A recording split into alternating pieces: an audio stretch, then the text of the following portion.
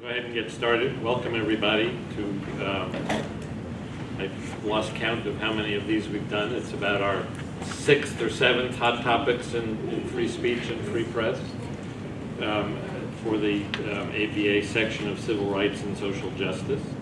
I'm Steve Wermiel. I'm the chair of the Free Speech and Free Press Committee of the section of Civil Rights and Social Justice. I want to welcome you in behalf of our section chair, Wendy Mariner, who is a professor at Boston University Law School and is in Boston at the moment and couldn't be with us tonight, but wanted very much for me to send her welcome to everybody. Thank you to the staff of the section who are here and buzzing around and making all of this work, both substance and technology, and we're grateful for that. And thank you all for being here. Each time we do this program, it seems like there are more and more things to talk about, varied topics. I don't know whether we'll even have time tonight to get to some of the many campus, both speech and press controversies that are going on. There seem to be more and more of those every time we do this. And we will try to turn our attention to some of those if we have time a little bit later. But we did have several topics that we thought would be interesting to address tonight. And before we do that, let me introduce our guests, and we will then turn it over to them. To my immediate left is Bob Corn Revere, who's a partner in the Washington office of Davis, Wright, Tremaine. He is one of the most active free speech litigators, I think, anywhere in the United States. And given that there's more free speech litigation in the United States than anywhere else, that probably makes him one of the most active free speech litigators in the world. So I've promoted you. Thank you. He litigates all kinds of free speech issues, but in particular does a lot of work as outside counsel for an organization called Foundation for Individual Rights in Education, FIRE, which is one of the leading groups that works on free speech issues on college campuses. And to Bob's left is Lata Nott, who is the executive director of the First Amendment Center of the Freedom Forum Institute. She is a very frequent speaker and commentator on free speech and free press issues, both here and around the country, and was in a prior life a litigator in New York. She's been doing wonderful things at the Freedom Forum Institute. We need to hear what the future of the Freedom Forum Institute is, maybe as part of our discussion tonight. But with those introductions, I've been the chair of the Free Speech and Free Press Committee for several years. I'm a past chair of the section, and I teach constitutional law and First Amendment at American University Law School here in DC. And we've identified, I think, about 5 topics that we're going to cover, and then have lots of time for your questions. And we also have people on Twitter and online, and we'll try to take questions from them as well. So with that, let's get started. Bob, you wanted to start us off maybe talking a little bit about politicians and their social media accounts? Yeah, that's become quite a First Amendment issue lately. And first of all, thank you for having me back. It's always a pleasure to do these things. This is actually the first time I've been here since they took my new photo for our website that you have on the bio there. I realized once I saw it that really is sort of the angry old man, get the hell off my lawn sort of. I'll try and be a little friendlier with my photo here today.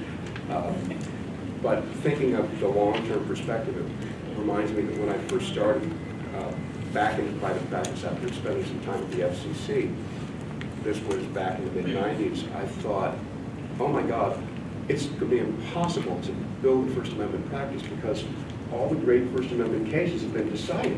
The Supreme Court has just dealt with must carry, the FCC policy there.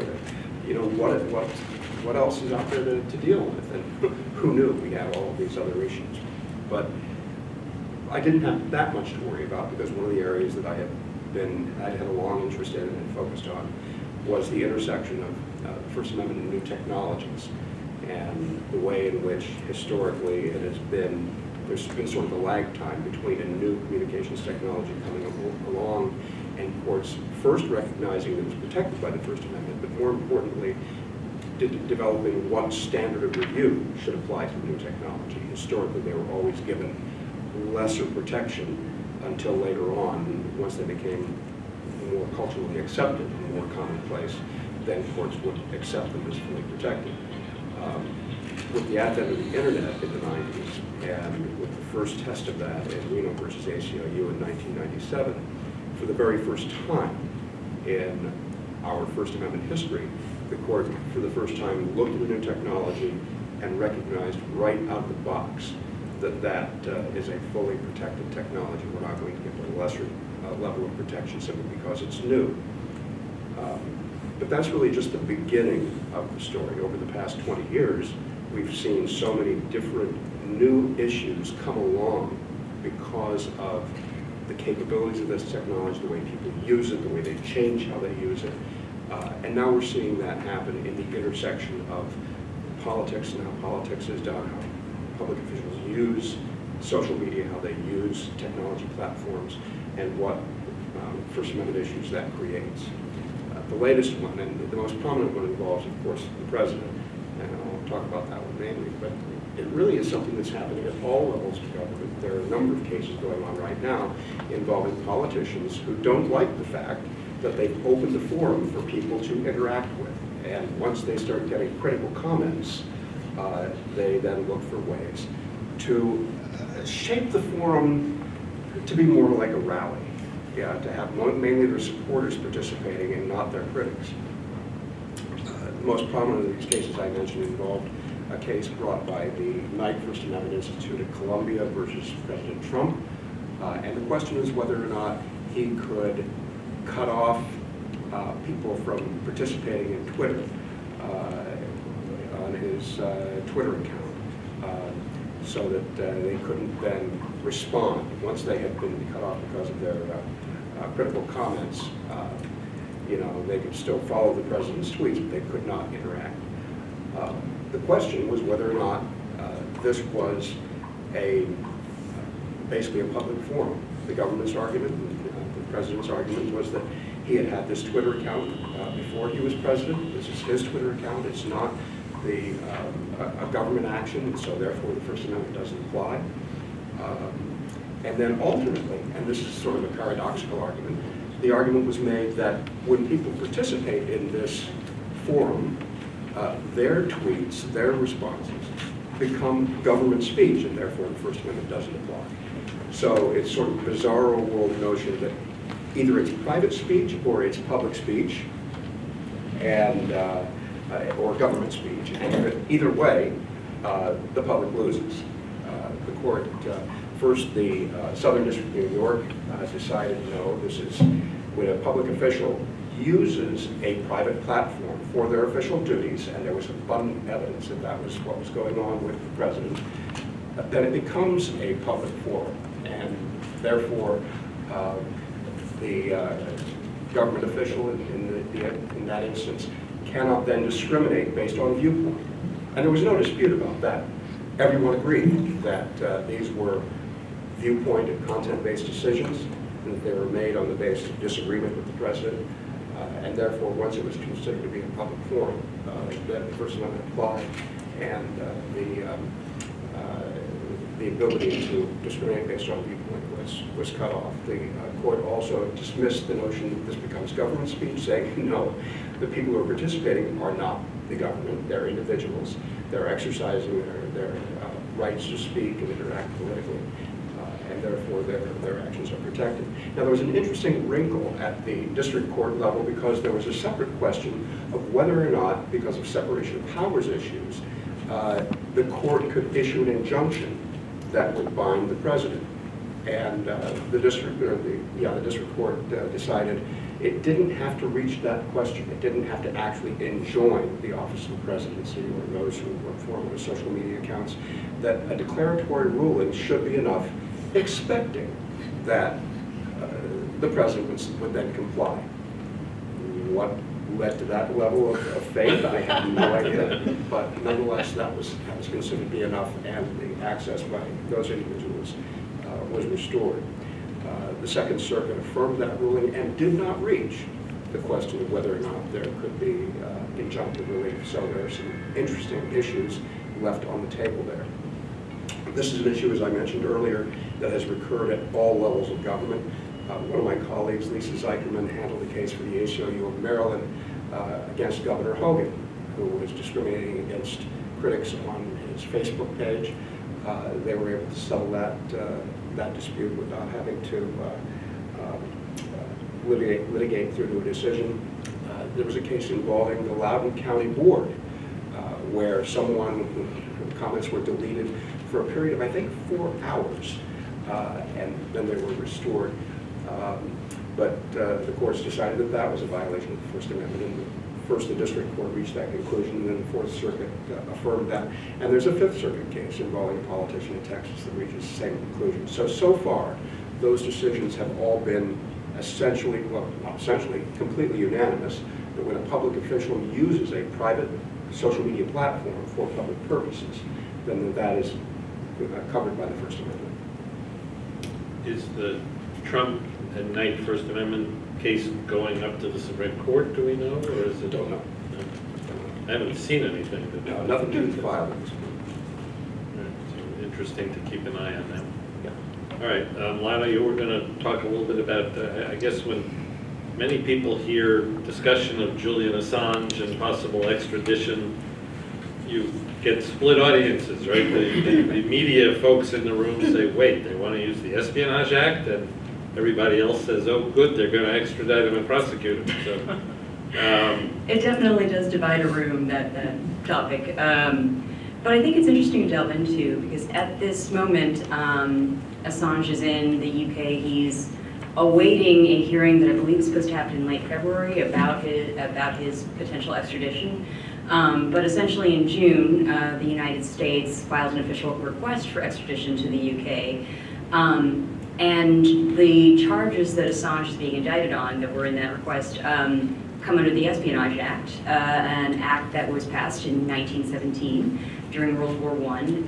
Essentially, it was meant to criminalize either stealing government information or selling or basically transmitting government information. And I mean, the impetus behind it is obvious. It was World War I. There was a certain paranoia about information leaks.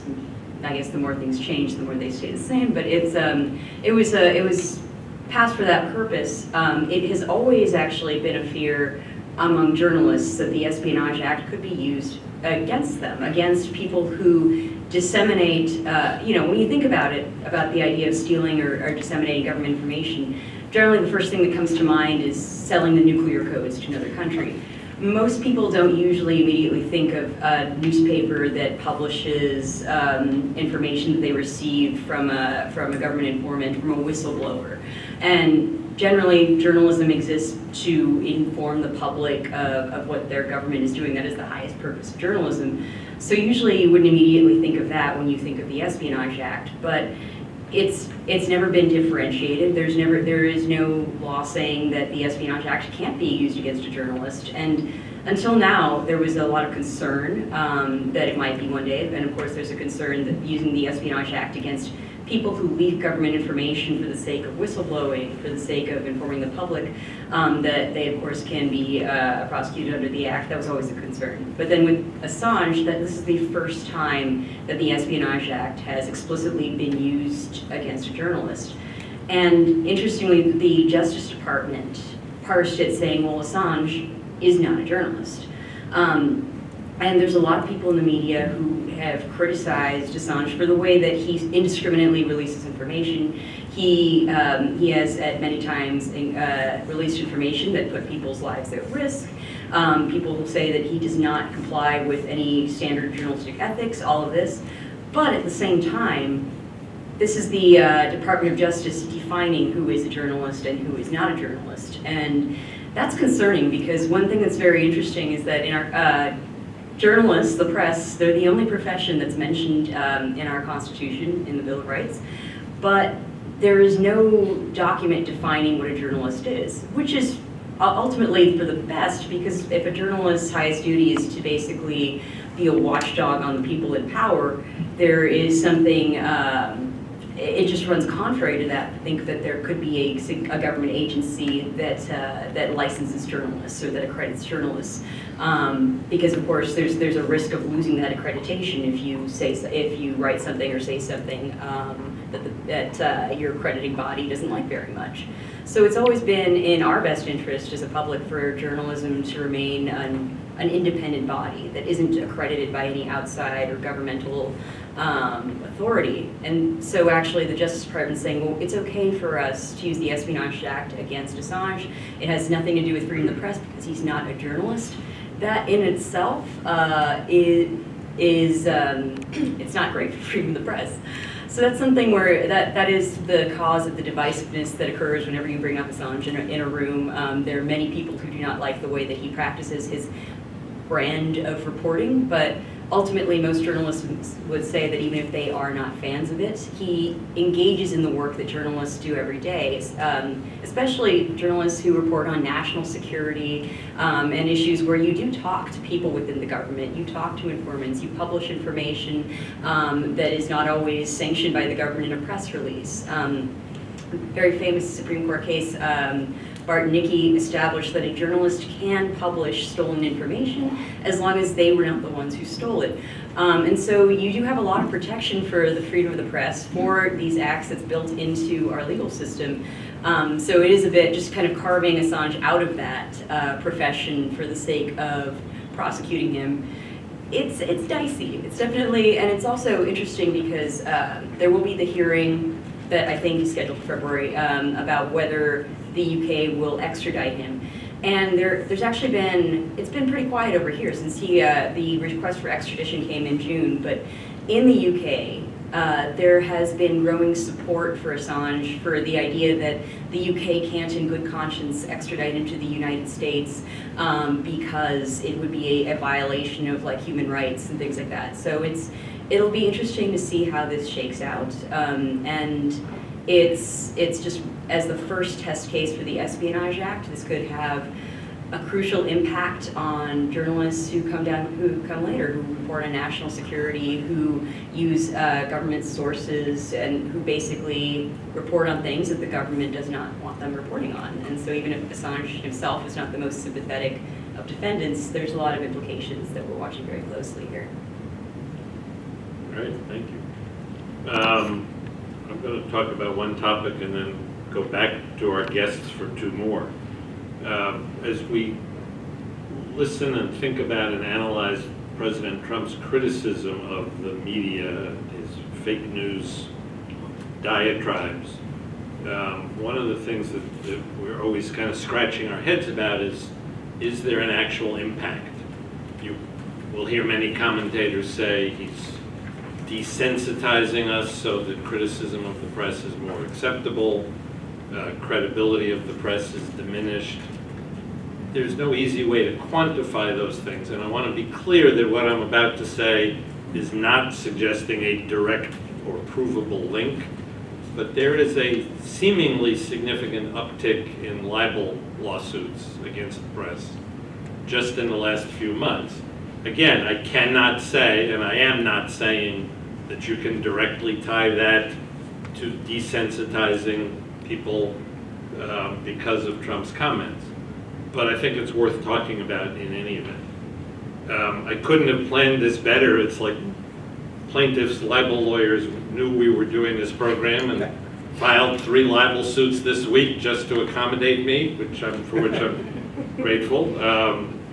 I think today, in fact, the former Playboy model, Karen Mcdougal, sued Fox News because Tucker Carlson, when Karen Mcdougal first said that she'd had the affair with Trump, and Trump denied it, and she said she was going to write about it and tell her story, and then the National Enquirer basically paid her a fee to buy her silence in effect.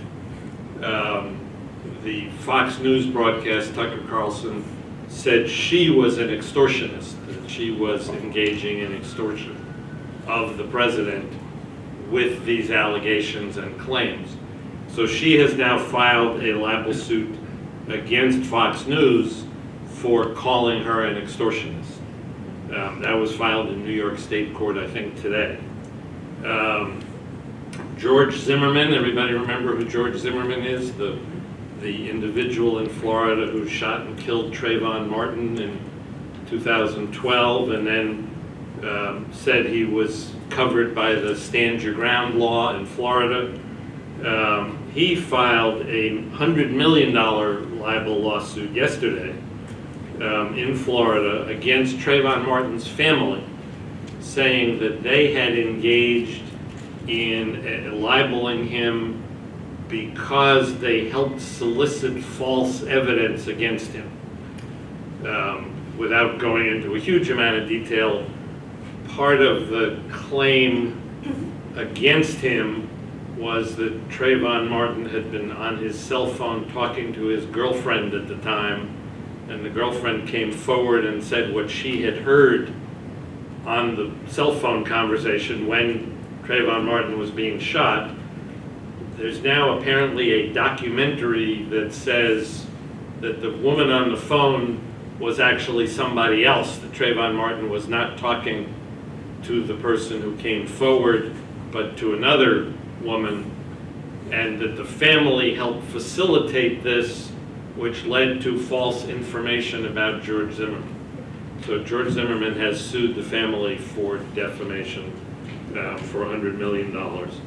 And then my favorite one, if for no other reason than the dollar amount, is Devon Nunez, the ranking Republican on the House Intelligence Committee, whom we've all gotten to know so well the last few weeks. Well, this isn't the cow, this is a new one. He already had one against Twitter that was filed several months ago because Twitter created a Devon Nunez cow Twitter feed that was saying all kinds of insulting things about him. And so he sued Twitter for defamation. 2 days ago, he filed a $435 million lawsuit against CNN. And his claims are related to the Ukraine investigation. What he's saying is that CNN reported that Nunez went to Vienna to meet with the former Ukrainian prosecutor, Viktor Shokin, to encourage Shokin to dig up dirt about the Bidens. So Nunez says, I've never been to Vienna, I've never met Viktor Shokin. Viktor Shokin vouches for the fact that I've never met him. And so he's filed the 435, I had to read this about 3 times. The request for $435 million, as I read the complaint, is the compensatory damages request, not the punitive damages request. Talk about an inflated opinion of yourself, but if his reputation is worth $435 million, I'll eat the microphone. Whether he's been defamed or not, I'm not commenting on the merits of the lawsuit, but the damage request has to be a little bit out of line. There are other cases floating around too. You may have read this summer that the Second Circuit reinstated the libel lawsuit by Sarah Palin against the New York Times that found that the district court judge had engaged in an unusual, almost ex parte proceeding, which led to his dismissing the suit. The Second Circuit reinstated the suit. I haven't seen the New York Times announce what their plan is, if they're going to now try to settle or if they're going to proceed with depositions, but that case may go forward as well. Google libel lawsuits, and you'll find a half dozen more, all recently having been filed. Add to that 2 things, and I don't want to take too much time. One is we've talked previously in these sessions, and you've all read about Clarence Thomas's discussion of the New York Times against Sullivan precedent back in February, where just when everybody thought New York Times against Sullivan is pretty well settled, it's celebrating its 55th anniversary, nobody's really questioning it anymore, Clarence Thomas wrote a 18-page opinion saying it should be overruled. It was wrong when it was decided. It was just the Supreme Court engaging in public policy and not real law. It's not really derived from the First Amendment and should be abandoned. Now Justice Samuel Alito, in a case about 2 weeks ago, issued his own 8-page opinion, not specifically about New York Times against Sullivan, but about 2 issues that I'm not sure anybody really knew were major pressing issues, and certainly nobody knew that they were major and pressing on his mind. Just very quickly, this was a libel lawsuit involving a researcher, a climate change researcher, who was accused by 2 conservative organizations of having fudged his research and manipulated the data to essentially undermine the credibility of his research. The researcher then filed a defamation action against the National Review and this other conservative think tank, the Competitive Enterprise Institute. The case has been working its way through the local courts in DC. When it got up to the Supreme Court refused to hear the petition, but Justice Alito wrote a separate dissenting opinion saying the court should hear the petition, and he raised 2 interesting questions. One piece of background, the Supreme Court has suggested, and lower courts even more strongly, that when a statement is a statement of opinion rather than a statement that could be provable fact, it's not actionable as a defamation matter, right? Opinion is protected. It's only false facts that can be libelous or defamatory. So what Alito said is, first of all, there's a division in the lower courts about who should decide the question of whether something is provably false or is a statement of opinion. Should it be the judge or the jury? And he says there's a split in the federal appeals courts have basically said it's the judge. The state courts have tended to say it's a jury question, and that needs to be resolved, was part of what he wrote, because it's important to the formation of libel law. The second issue, which I think is in some ways even more interesting, is because this was a dispute involving scientific research about climate change, what Alito said is we need to resolve the question of whether statements of opinion about scientific subjects can be the basis for libel suits or are protected. So it kind of brings into play the difference between sort of general open-ended discussions and discussions about scientific information. And so he said the court should hear that question as well. Again, the court turned it down, but we're now talking about twice in one calendar year in which 2 different Supreme Court justices suggested that there are major pressing issues in libel law that the Supreme Court needs to decide, and that's coming on the heels of probably 30 years in which no Supreme Court justice has thought the Supreme Court needed to say anything about libel law. So, dramatic change. But who knew that Justice Alito was such a First Amendment hawk? Right. All right, Bob, back to you. You want to talk a little bit about a suit that you're involved in the Penn America versus Trump? Yeah, the hits just keep on coming from this administration. This is something that arose from actually statements that the president made when he was still a candidate. That's really when it started, when the attacks on the press became a rather routine thing. It appeared that the unofficial slogan of the Trump campaign was "Let no deranged thought go unsaid." And so it started with things like, let's open up the libel laws, whatever he meant by that. He then started describing the press as the enemy of the people. Any news story that he found to be unflattering was fake news, and on and on. You've heard it all, a million tweets. Actually, someone did actually keep count, and that by the end of his second year in office, there had been over 1,300 tweets about the press that were critical. Now, it's one thing for a candidate or a public official to say critical things about the press. That's not a First Amendment issue.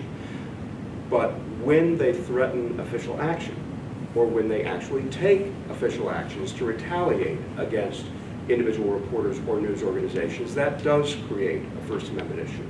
And so that became the basis of this lawsuit. It was brought by PEN America, which is an organization that's existed for about 100 years, representing writers, artists, journalists, creative people, and on behalf of their members and on behalf of news organizations, they brought this claim, claiming that the White House should be enjoined from retaliating against individual members of the press and against news organizations. And the complaint lays out a number of areas in which this has happened, all backed by numerous statements from the president himself. Very famously, the White House has revoked press credentials from certain reporters that they don't like. Jim Acosta from CNN was one. He independently went to court and had his credentials reinstated. And even though the decision was not based on the First Amendment specifically, it was based more on due process, you can see from the transcript and from the judge's comments that the fact that this involved a due process issue touching on someone's fundamental rights, that it was taken more seriously for that reason. So in many ways it does stand for a First Amendment proposition. There have been other reporters that have had credentials denied as well. The latest is Brian Karem, who is Playboy's White House correspondent, who after a tiff during a social media summit at the White House with one of the other participants, had his credentials revoked. He went to court and also had them restored, although that decision has been appealed, so that's going to the DC Circuit. But there are any number of instances in which there has either been a serious threat of retaliation or actual retaliation. One of the many examples was Trump threatening to revoke the security clearances of former government officials who turned out to be critics of the administration. And shortly after he issued a threat for a number of different officials, including James Comey and James Clapper, he actually did revoke former CIA Director John Brennan's credentials because he's been very critical of the White House. His attacks on the Washington Post are many and frequent. He would say things during the campaign such as, if I become president, oh, do they have problems? They are going to have such problems. He is a very eloquent man. And so immediately upon becoming president, he started looking into ways to mess with Amazon and a way to get back. I think that you don't have to look too far to connect these dots at Bezos and the Washington Post. And so he threatened to raise postal rates for shipping packages, and then actually directed the Postal Service to create a task force to look into that. And the task force was created in April, and then in October the Postal Service announced that it had proposed rate increases. More recently, and although this isn't part of our case, but more recently denied the Pentagon contract for cloud computing to Amazon in favor of Microsoft. That, I understand, is going to be challenged. And then, separate from that, there was the antitrust challenge to the AT&T Time Warner merger, something else that Trump had talked about on the campaign trail and in tweets, where contrary to decades of Justice Department policy, the way they handle vertical mergers, they brought an antitrust case to block the merger. It was unsuccessful. But again, it just so happened that Time Warner owns CNN, and as we all know, it's not his favorite news network. He has threatened to revoke broadcast licenses and on and on. So if this litigation wants to have judiciary take a look at whether or not it is going too far for a public official to make threats of official action or to take official actions because of critical news stories or critical coverage in general. The case was filed in the U.S. District Court of the Southern District of New York, the same court, by the way, different judge, that handled the Knight First Amendment Foundation case. And that's one of the reasons why the decision in that case of whether or not a district court could enjoin presidential actions was of great interest to us. We'll see what our judge does with it. The administration has filed to dismiss the case. Briefing was completed in the spring, actually, and we're waiting for a decision in the case, which could be coming out any time on whether or not the case will be live. And if the case is not dismissed, that's when we go to discovery. So I read something in the last few days, and I don't know whether the suit would apply to this, that the president's re-election committee denied or said it's going to deny credentials to Bloomberg News. Right. I mean, it's, I guess because Bloomberg is a candidate. right. It is consistent with the kinds of actions that Trump has taken as a public official. For the campaign to do it, I don't think it raises the same constitutional issues. All right, thank you. A lot of difficult intersection of private sector and free speech issues. Well, actually, it is the kind of thing that we've seen before in previous administrations. I mean, if you look at the actions that we usually learn about decades after a president leaves office, for example, FDR used to wiretap reporters, or he would do tax audits of hostile reporters. During the Kennedy administration, the Democratic National Committee had an office in the White House where they would begin a campaign to bring fairness doctrine complaints against right-wing radio hosts that were critical of the administration. That continued into the Johnson administration. Nixon, of course, had his enemies list and wiretapping and all of the abuses that we found out because of the impeachment hearings. So it happens, but those presidents at least had the good sense to know you don't talk about it. You don't admit it on your Twitter feed, if you had Twitter feeds then. And so what we have here a little bit of what John Oliver calls stupid Watergate, in that he confesses what he's doing in real time. All right, thank you.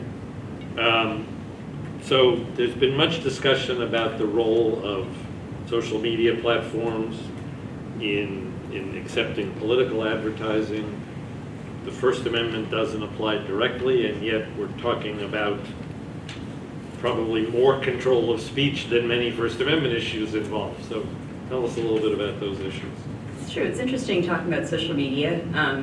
The invention that allowed us to know exactly what our president is doing to act against journalists in real time, so that's something. But it's interesting because so many people do bring up the First Amendment when we're talking about a policy of Facebook or Twitter. But, obviously the First Amendment applies to government censorship and government punishment for speech, and private companies can censor what they want. That said, it's an interesting issue when you have such platforms with so much power, how they ultimately shape the conversation, the things that people know, the things that people are talking about, more so than, can I say it? Sure, any public institution really. And because of that, every decision these platforms make it does have an impact on speech, free expression, if not so much a First Amendment issue. Although what's interesting is, and the thing I'm basically talking about here is, has everyone seen the anti-Biden ad put out by the Trump campaign? Interesting story of that ad. It makes some claims that I'm not sure how to beat around the bush. I work for a neutral and nonpartisan organization, but if not outright false, are implications that have implications that are false. CNN refused to play the ad, and people immediately were like, "Wait, can they do that? Can they refuse to play the ad?" And now we're going back a little further, to remind you of your FCC days, but What's interesting is that there are rules for broadcasters, broadcast television, broadcast radio, that say that they can't censor political advertisements, and basically that they would need to play those. But the rules that apply to broadcasting, and in Red Lion, what was that, the 1980s? 1969. Oh gosh, 1969. When broadcasters actually said, wait, that violates my First Amendment rights, that we have to play these ads, that they had a policy where they had to give equal time to people on both sides of an issue. But at the time, the Supreme Court said, it's a little different because broadcast frequencies are a limited resource. There are only so many broadcast frequencies. And the idea is that they have to be licensed out by the government because they're in short supply. And also at the time, that was how people got information. So if every broadcaster decided not to air the views of politicians they didn't like, or to not air one side of a political issue, there's a public argument that people simply would never get information about both sides of an issue if they had that kind of discretion. The game changed with cable because there is an almost unlimited number of cable channels. Hence why the same rules didn't apply to them that applied to broadcasters. Hence why CNN has the discretion to say, we don't want to play that ad. Interesting thing, the ad attacked CNN's reporters. But aside from that, they didn't want to air it because they said this ad has falsehoods in it. And we have a policy that says that we do not air ads with falsehoods in them. And that is at their discretion. Google and Facebook and Twitter, as private companies, and also they have no special broadcaster rule because websites are also sort of an unlimited resource. They have the discretion to censor whatever they want. But of course, as platforms, as businesses, they all, partly I do believe that part of it comes from a desire to see their platforms as open spaces for public discussion. Another part of it is that kind of open space is good for business. And studies have shown that the thing that keeps eyeballs glued to platforms and people engaged is rage. And so oftentimes they have policies where they try to allow as much content as possible and not censor as much as they could. And there are many reasons for that. And generally, I think that that's a good thing. And another thing that's interesting about the platforms is that the most boring sounding law in the world, Section 230 of the Communications Decency Act, is the law that applies to internet companies. Any company that functions sort of like a bulletin board where other people post things on it will not be liable under Section 230 for what other people post on it. And they'll also be able to moderate to a certain extent without losing that safe harbor that Section 230 provides. So what that means is that Facebook did not take down the anti-Biden ad from the Trump campaign, even after getting requests from the Biden campaign and a lot of heat from different organizations and media resources saying that this is false, you were playing a false ad, you're disseminating false information.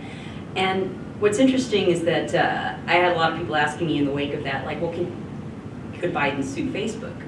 And there's an interesting wrinkle in it in that this is an advertisement, but generally speaking, these platforms do have immunity from that kind of lawsuit in the way that, say, the New York Times would not have immunity if they chose to print an ad that had falsehoods in it. They could still be sued for libel because they're considered a publisher, whereas these social media platforms are not considered publishers. They are an interesting invention that's come up with the advent of the internet. They are a place where many people can post their content. They facilitate that, and therefore they don't have the same liability.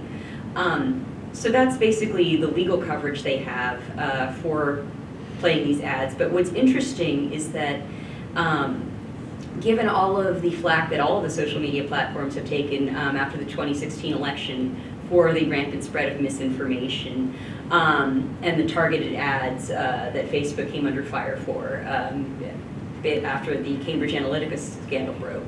Because of that, they're getting a lot of pushback for this, and each of the platforms has sort of pursued a different policy when it comes to political advertisements. Facebook is basically saying that they will not Although they do now have policies where they will fact check news stories that are posted on their platform, they will not fact check statements made by politicians or advertisements that are made by politicians. And the rationale from that, at least from Mark Zuckerberg, is that a politician's statements are news, and that you should be you shouldn't censor that, and voters should be able to receive those statements, whether they're in an advertisement or in a speech, and make their own decisions about whether they're true or false, or whether this person is worth voting for. So that was basically the line that he's sticking to there. Twitter went a completely different direction and said we will just not have any political advertisements on our platform. The potential for misinformation to spread is too great. Caveat there, Twitter doesn't really do many political advertisements in the first place, so it was probably more symbolic, the statement that they made. They did say that they would allow ads about political issues, like an ad that says you should really support climate change, or you should really oppose climate change. But as for politicians' ads, they said that they wouldn't be taking that money, that they wouldn't be posting them at all. Google has sort of pursued a middle path where they have an ad policy again where they will not host ads that have false claims in them, and as sort of a response that seems very pointed towards Facebook. They said, we don't see why politicians' ads are any different than furniture ads. And so that policy applies across the board. What's interesting is that if you go on YouTube, YouTube is a subsidiary of Google, you can still find the anti-Biden ad.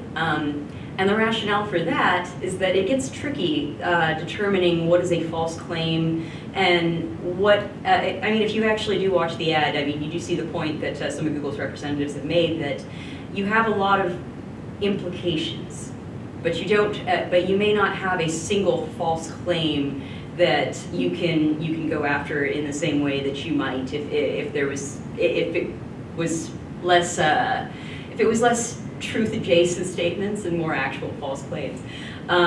So although they do have a policy in place against false claims, you can see how most political ads actually sort of walk that line where they're not saying anything false, but they sure are implying something false. And the other thing, that a whole new wrinkle that comes into this, is that it's not just the content that these platforms choose to host. There's also a question of, if you are getting advertisements on social media, you have the option of making these advertisements very targeted. That is actually the real difference between social media and what broadcast media or what cable television can do, is you can basically, and this was done during the 2016 election, you can set the specifications for your ads so it targets exactly a specific set of people that you need to vote for you or to vote against a particular issue, which is a scary amount of power. And I think that's something that platforms have come to realize, that they have come under fire for, that politicians, it is conceivable to upload enough data so that a politician can specifically target ads to any of you in this room. So you can specifically target ads to the particular voters that you need, or to the people who are most vulnerable for false information. It's a double-edged sword. On the one hand, it's scary, and it also, there have been many studies that show that ads that are targeted particularly towards the people who would be most receptive to false or prejudicial information can have a huge outsized impact. On the other hand, the counter-argument for that is being able to target your ads so specifically is a boon to people, to small candidates who may not have the same advertising budget as larger candidates. It can be really useful to actually getting people registered to vote or targeting people who don't traditionally vote. It's not always a bad thing to be able to specifically target ads towards specific, I was going to say specific groups of people, but really you can do this towards specific people these days. So Twitter, by basically saying that they would not be hosting political ads, has sort of opted out of this. But Google has done something interesting where political advertisements can be targeted based on, say, zip code, things like that, or age or gender, but they can't be targeted as specifically as they can be for other things. So, to give an example, you can target me like a woman living in the DC area from the ages of 20 to 40, but I'm not revealing my age on camera, but But I mean, you can't specifically target me, Lata, Nott. And it is a crucial change. And again, there are people who believe that this is good, that this will keep misinformation from spreading. And the other thing that's interesting is that the larger group you target, the more likely misinformation is to be exposed, because you'll have more people encounter a certain Facebook ad. If it has a falsehood, people will bring it up. There'll be discussion around it. But if you target a small group of people, and keep in mind that most people don't realize that ads are targeted towards them, you may not it may never reach the attention of the larger world, and it may never be debunked in the way that a story is when everybody hears it, or when a large section of the population hears it. So anyways, that's what Google is pursuing. Facebook took a hard line and said that they would not change their targeting policy, but at least according to the Wall Street Journal a few days ago, they might be rethinking that now. I bring all of this up even though it seems like, wait, this is sort of speech adjacent, isn't it? Like, who hears it?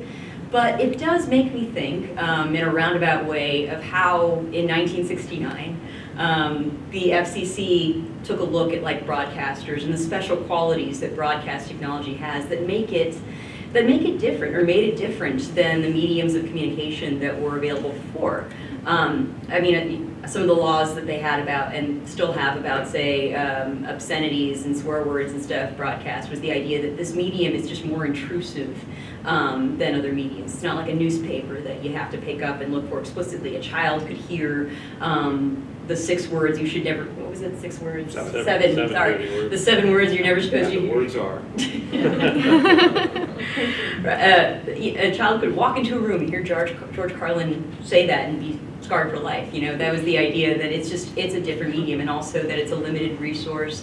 I think that we're finally coming to see that social media has some specific powers that other mediums don't have. And I feel like we often talk a lot about how universal it is and how fast information can spread. I don't think we talk about enough, just the potential of being able to target a message just to a specific group of people. In a way, it makes it as distinct as radio was for its time, that you could just walk into a room and without any conscious effort on your part suddenly absorb this message that you weren't expecting. So something to look forward to, I guess, in the upcoming election. So every once in a while in this kind of discussion, we hear proposals to repeal Section 230 and let the social media platforms be held liable. Good idea, bad idea? Oh, well, I think if we repealed Section 230, there's no more social media. Like Yelp, Facebook, all of these things would have been sued out of existence a very long time ago. I think that ultimately, I understand the frustration people feel that we can't hold them liable, but ultimately, and I know that sometimes I'm in the minority on this, I think social media, for all of the bad things that it has allowed, has also allowed more people to have a voice in the public conversation than ever before. It's both the good news and the bad news. Right. So I think just viewing it as an evil, and I do think that repealing Section 230 would ultimately be the end of social media. Because of that, I'm not in favor of that. I also think another part of Section 230, as I said, was that it does give platforms some leeway to moderate themselves without losing that protection. And I think that's a good thing too, and I think you do see that platforms are experimenting with what works when it comes to content. There are other ways, I think, to regulate social media that don't have to do with speech, and some of them are the Honest Ads Act would be basically being transparent about who paid for an ad or something like that. And so I think that Section 230, taking that away would just be a hammer, and I'm not in favor of that. All right. Those are the issues we had prepared. You want to say something about the Supreme Court docket, the absence? Before getting to that, there is one sort of unresolved and I think interesting First Amendment question that comes out of the refusal by CNN to accept the Trump ads, and one that is still never been fully addressed. Back in October, when this happened, 9 Republican members of Congress wrote to CNN saying the decision violated both the Constitution and statute. Now, I have no idea. I mean, here's the language they used. Your decision to disallow advertising from the sitting president of the United States, a man duly elected to that post despite your best efforts, is a step that falls beyond your First Amendment protections and one that we believe is in violation of the law and the Constitution. Now, I have no idea what these rocket scientists were talking about when they say that it violated the law and the Constitution, but it does raise an interesting question. How is it that a cable network like CNN isn't subject to the law? And for the wonkish FCC explanation, there are two statutory provisions that apply, Section 312A7 of the Communications Act and Section 315. One of them provides for, it requires broadcasters to provide reasonable access during campaigns to broadcast stations. 315 requires equal opportunities once an opponent has used the broadcast facility. And here's the kicker. The Communications Act, when those provisions were adopted, defined broadcaster to include cable operator. Yeah. Now, the problem is, as I mentioned earlier, with the way different technologies are treated, with the Red Line decision, and then in 1981 with CBS versus the FCC, the Supreme Court said that you can have these kinds of regulations for broadcasters, but we know from earlier decisions like the Tornillo decision, you couldn't have an equal time provision for newspapers. And in the meantime, decisions like the Playboy case decided that broadcast regulations can't be simply transferred to cable. Okay, so the thing is, can the government decide it's going to shift the constitutional treatment of the media simply by defining it as something that can regulate? Can you turn a cable operator, who you can't constitutionally handle in the same way as a broadcaster, into a broadcaster simply by adding a statutory provision saying, we're defining you as a broadcaster? Now that's the question that this CNN decision, CNN refusal to carry the ads, brings up, because the law technically applies to cable operators, but CNN said, no, we're not going to carry this ad despite these statutory provisions. Now that's untested, but here's the sort of escape that the FCC is aware of but hasn't yet decided, and the courts haven't addressed it, and that is the statutory language applies to cable operators, not cable networks. Cable operators are the people who send the trucks down the road, run the cables, send the bills to your house. That Comcast, you know, whoever your local cable operator happens to be, if they have origination programming, that's really what the law is talking about. But cable networks are not cable operators. And so CNN technically isn't covered, but the FCC has never decided that question. And so when CNN told the Trump campaign, no, we're not going to take your ad, they're basically saying, go ahead, knock that off my shoulder. Take us to court on this one. And so far, other than this letter from 9 congressmen, there's been utter silence. But part of the rationale in Red Lion and for broadcast regulation overall was the government's assertion that it essentially owns the airwaves. That's right. In trust for the American people. They That's right. can't make that claim about cable. Notwithstanding there ain't such a thing as an airwave, there's just the laws of physics. But yeah, that's the theory, and that's the basis on which broadcasting regulation has been premised from the beginning, from 1927 with the Radio Act. And cable, which only uses frequencies incidentally compared to what broadcasting does, the same rationale doesn't apply. And that's why I think, as a constitutional matter, Congress can't call a cable operator a broadcaster and therefore change the way it's treated constitutionally, even though that's essentially what they did. But it has not been tested in the courts. This would be an opportunity to do that test case if someone were to litigate it, but it hasn't been raised. All right, we had one last thought, and we're going to open it up to you. Bob and I had just been discussing that last term was a fairly active term for First Amendment issues in the Supreme Court, and for whatever reasons, this term is not so far. Yeah. There's one religion case. There are really no free speech cases. Yeah, none have been accepted. There have been a number that we thought were good candidates that the court has declined review. One was the defamation case that Ctia was talking about, the Mann case, and all that really produced was Justice Alito's dissent from denial of cert. There's another case that is an interesting election law case, Thompson versus Hampton, involving Alaska's limits on contributions to candidates. That one was decided on basically a per curiam grant and vacating the decision below and remand for the Ninth Circuit to reconsider it. But this is one where you had very low contribution limits in Alaska. I think they were limited to $500 per candidate per organization. The Ninth Circuit upheld it without looking at the 2006 decision of the Supreme Court in Randall versus Sorrell, which struck down Vermont's very low contribution limits. And so it went up to the Supreme Court, and they just said, nah, go back to the Ninth Circuit and reconsider it in light of Sorrell.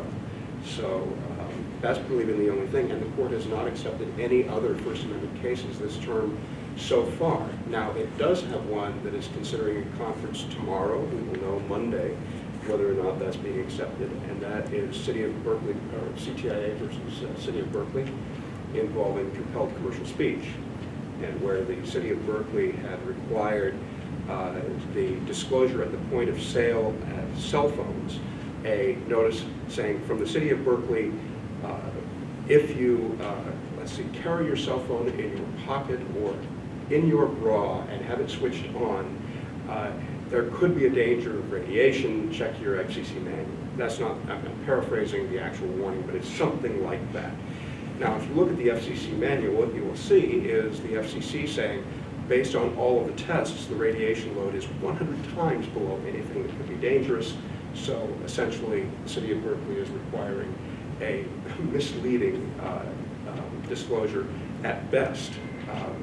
And the question is whether or not, under the compelled commercial speech doctrine, whether or not that survives constitutional review. So far, the Ninth Circuit has said yes, and it's a very sort of esoteric but hotly disputed area of commercial speech law now, and whether or not disclosures can be required for any kind of government interest other than deceptive speech, and if so, what the level of review is. That's now before the Supreme Court, and we're hoping that it will take that case, but remains to be seen. There's also the religious speech case, the cert petition from the DC Metro system, which has disappeared into oblivion. That's right. The DC transit system has a rule that doesn't permit religious advertising or religious messages on Metro buses. Ostensibly because religious issues can be too divisive and you're a captive audience sitting on a Metro bus. And the DC Circuit upheld the rule. The Archdiocese of Washington appealed to the Supreme Court. The cert petition was ripe for consideration on the first day of the term in the beginning of October. They didn't act on it, and it has disappeared. Speculation is that the Third Circuit recently ruled the other way on a similar case, so that there's now a split in the circuits. And Kavanaugh participated in the DC Circuit decision. So one thought is that they might be waiting for the Third Circuit case to come up as a cert petition, and Kavanaugh would be able to participate in that one and wouldn't have to recuse. Maybe that's why it hasn't seen any action. Yeah, and this is a hard court to predict when it comes to the intersection of First Amendment religion cases and First Amendment speech cases. And you've seen the Masterpiece Cake Shop decided as a discrimination against religion case. With the Peace Cross case, the American Legion versus Humanist Association last term, the Supreme Court said that even though it's a giant cross, it's not really a religious symbol, or we don't know that it's a religious symbol. We're making this exception only for historic monuments, things that have been there for a long time. We're not saying that going forward you can put a giant cross at an intersection not considered to be an endorsement of religion. So there's a lot of confusion in that area, as if there hadn't been confusion enough in the public forum doctrine question. So I guess I'm gonna slightly disagree and say I think if they take the Third Circuit case, it's 5-4 that you can't discriminate against religious speech.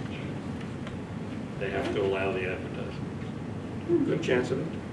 And I never said that, you never heard it, you don't know where to find me. On that note, let's open it up for questions from the audience, and then we'll be happy to see if there are any questions online as well.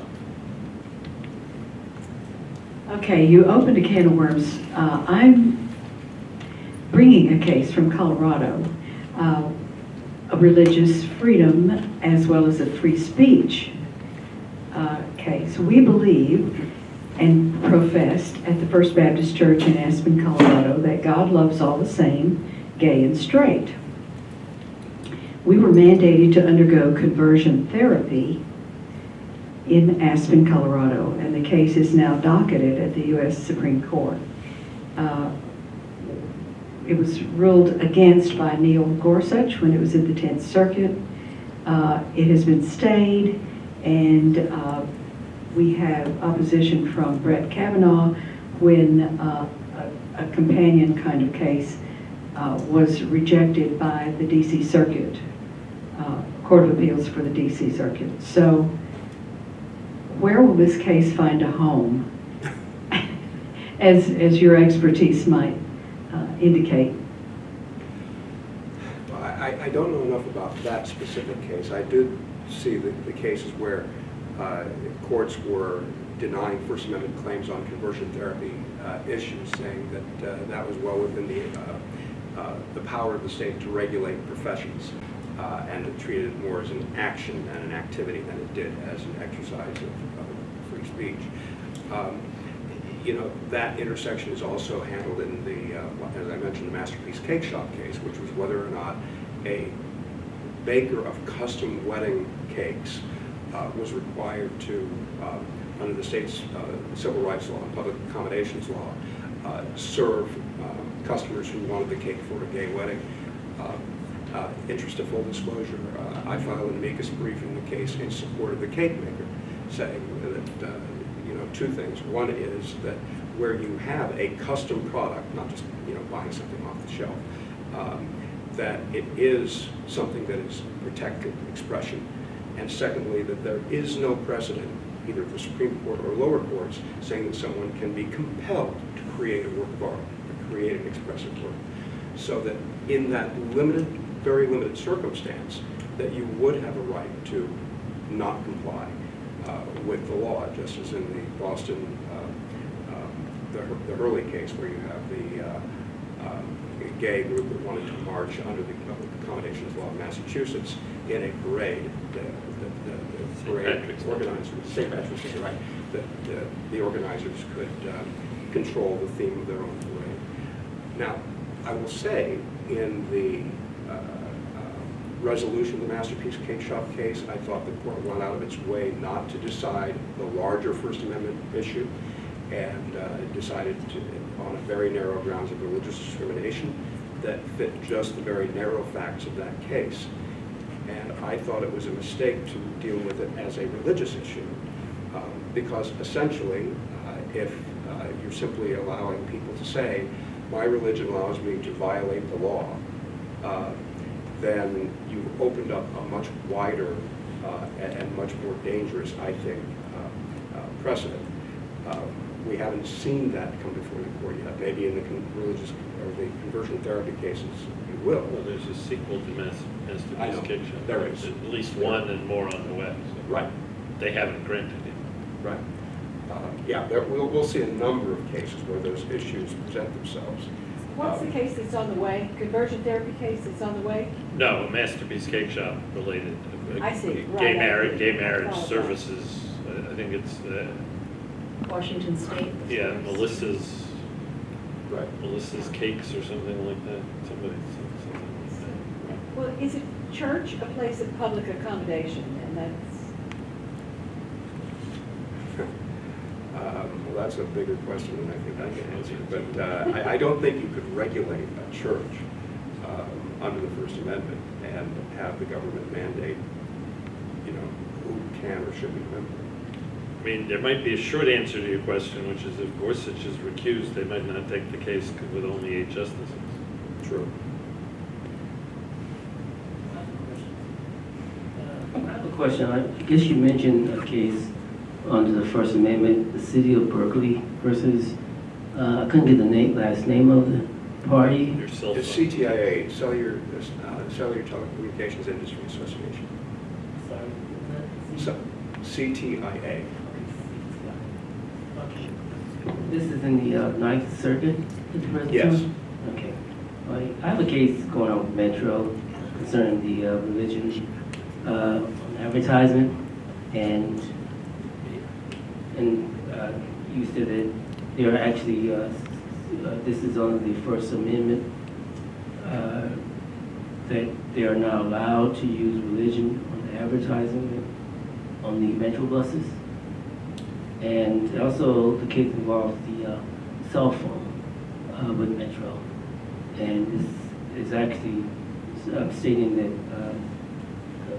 there's some things I'm working on with Metro. So it just cleared up some of the cases here, some of the issues here. I'm not sure what your question is exactly. It's more of a statement. Okay. All right, thank you. But that was the main part, the city of Berkeley, was the CTA. What year was that? Well, it was decided earlier this year, and it's being considered in conference by the Supreme Court tomorrow to decide whether or not they'll accept review. So it's in the docket? Yeah. Document. Yeah. Do we have questions over there or other questions in the room here? Okay. Hi, first I want to start out by thanking you for coming here and speaking tonight. You spoke about the intersection of the First Amendment and with new technology. I was just wondering what, if any, guidelines have been established to qualify a politician's social media posts as official duties or not. Is there anything that they've clarified counts as that, or how would that be decided? It's pretty much a fact-specific inquiry that you would look at in any given case. And so, for example, if a politician is simply using a social media platform as a candidate, they're not at that point a public official. You wouldn't describe their use of a social media platform as part of their official duties.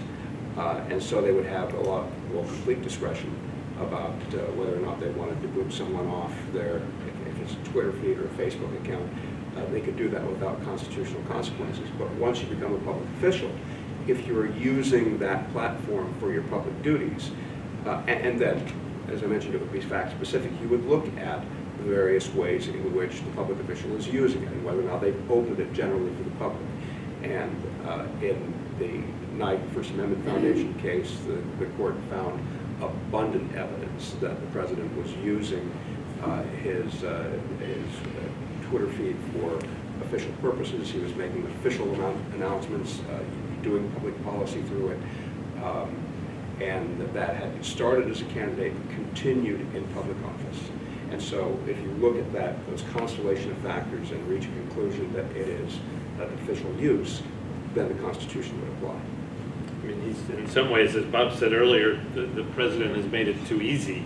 I mean, he actually makes official policy announcements on his Twitter feed first that haven't appeared anywhere else. There's anecdotal evidence of officials in the administration hearing about these policy decisions on his Twitter feed. Or finding out they've been fired.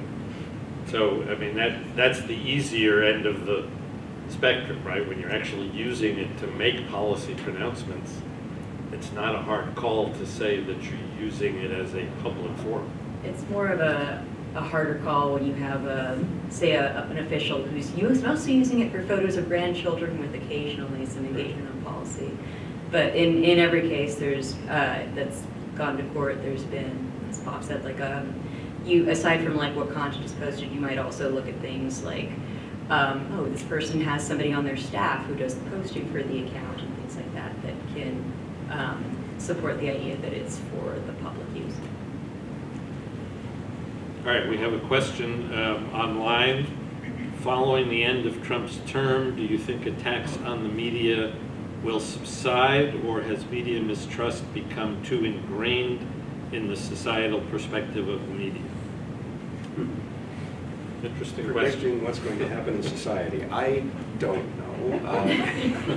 But you think about it, you look at the way things have happened over the decades. I mean, remember when Spiro Agnew, as Nixon's vice president, was assigned the specific task of going after the media.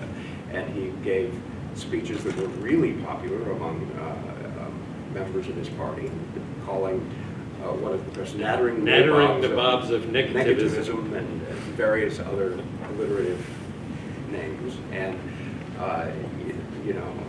if there had been Twitter feeds back then, you would have seen all kinds of creative use of Twitter. And at the time, the sentiment in the country was really divided as well about whether or not the press was held in high esteem or not. You see it come and go, and I suspect that we'll see changes after the Trump administration is gone. They're not going to be here forever.